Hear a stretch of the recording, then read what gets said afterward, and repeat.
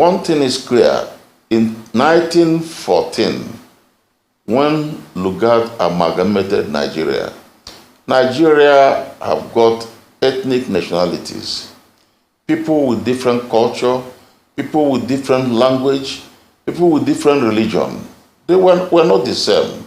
It was clear to us at that time that the survival of Nigeria will depend on our ability to manage our differences, to manage all these differences we have.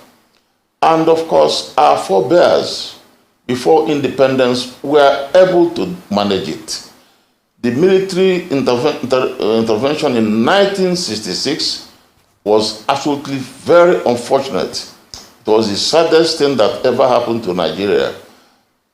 Unfortunately, that is blamed on Igbos. But there was no reason for Igbos to topple that government, but it was blamed on us. Now, that particular government, before independence, they had a constitution, a true federal constitution, a constitution that could actually apply and try and bring without a lot of strain to a people who have diverse background like Nigeria. We had a true federal constitution in 1960, 1963, and that worked for us.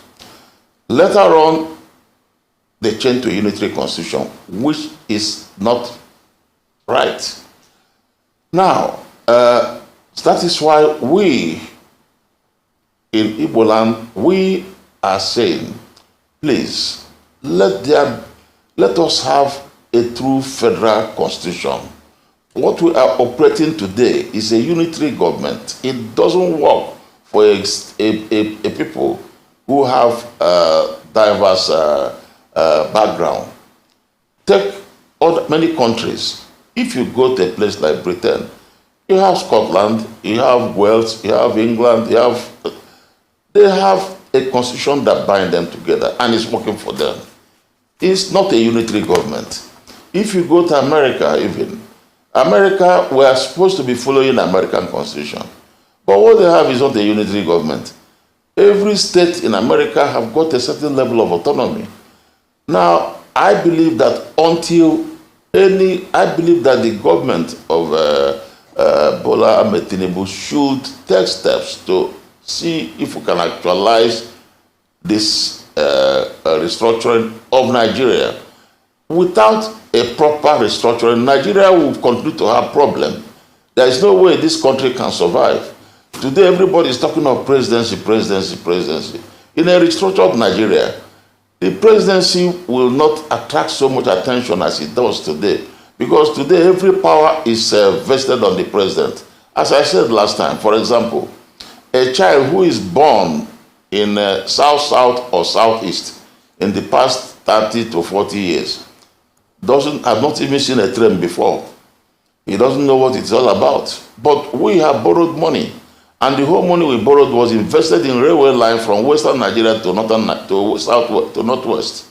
So these are some of the problems, because the people in power, the person in power, the people Southeast was not in power, South was not in power.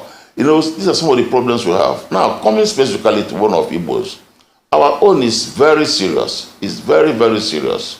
We feel very sad about what is happening to us. When we came together as one country, Lagos became a capital.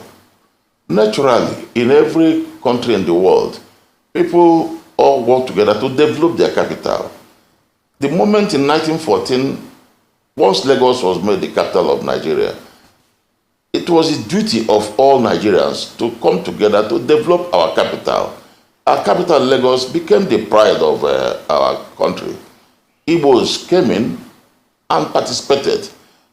I must tell you, Igbos, by nature, once they say they are with you, they are with you. They are people who, when they make a commitment, they keep to it. Igbos they did a lot to develop the place.